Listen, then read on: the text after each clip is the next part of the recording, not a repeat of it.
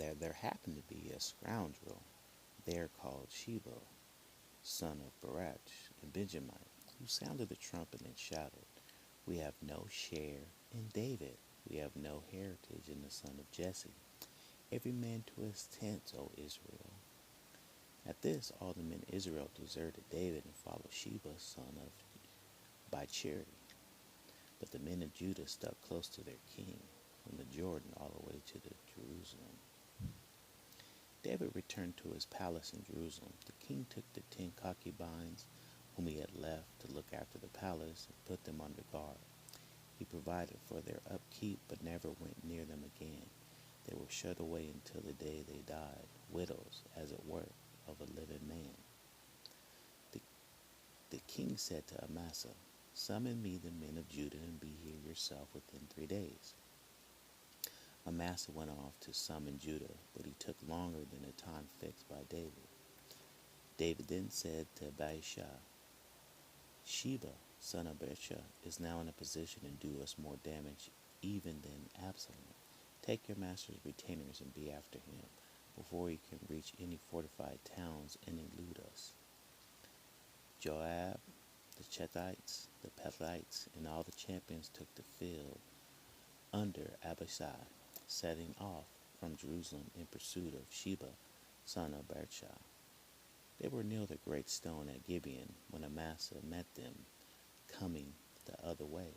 Joab was wearing his uniform, over which he had buckled on a sword hanging from his waist in his scatterbury. The sword came out and fell. Joab said to Amasa, "Are you well, brother?" and with his right hand took Amasa by the beard to kiss him.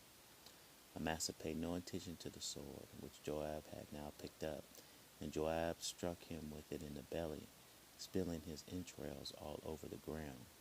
He did not need to strike a second blow, and Amasa died, while Joab and Baasha hurried on in pursuit of Sheba, son of Baasha. One of Joab's men stood on guard beside Amasa, shouting, "Whoever is on Joab's side, whoever is for David, follow Joab." Amasa, meanwhile, lay in wallow in his blood in the middle of the road. Seeing that everyone was stopping, the man dragged Amasa off the road into the field and threw a cloak over him, having released that everyone passing would stop. Now Amasa had been taken off the road. The men all carried on, following Joab in pursuit of Sheba, son of Baasha.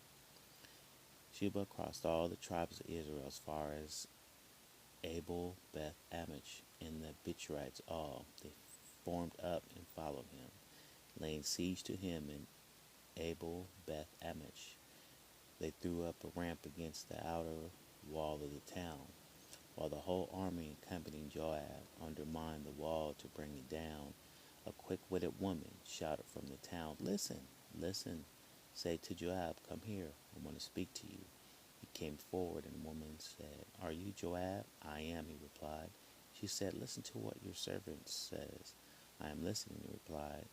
She then spoke as follows: "The olden days people used to say Abel and Dan are where you should inquire whether a tradition established by the faithful of Israel was finally died out, and yet you are trying to destroy a town, a metropolis of Israel. Why do you want to devour Yahweh's heritage?" "The last thing I want to do," said Joab, "is either to devour or to destroy. This is not the issue. A man from the highlands of Ephraim, called Sheba, son of Baasha, has revolted against the king, against David. Hand that one man over, and I will raise the siege of the town." "Very well," the woman said to Joab. "His head will be thrown over the wall to you."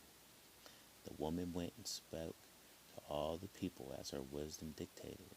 They cut off the head of Sheba, son of Baasha, and threw it down on Joab. He had the trumpet sounded, and they withdrew from the town, and all went home, but Joab himself went back to the king in Jerusalem. Joab commanded the whole army. Benaiah, son of Joab, commanded the Cherethites and Pelethites. Adoniram was in charge of forced labor. Jehoshaphat, son of Heled, was herald. Shelah was secretary. Zabdak and Atta were priests. Also, Ira the Jerarite was David's priest.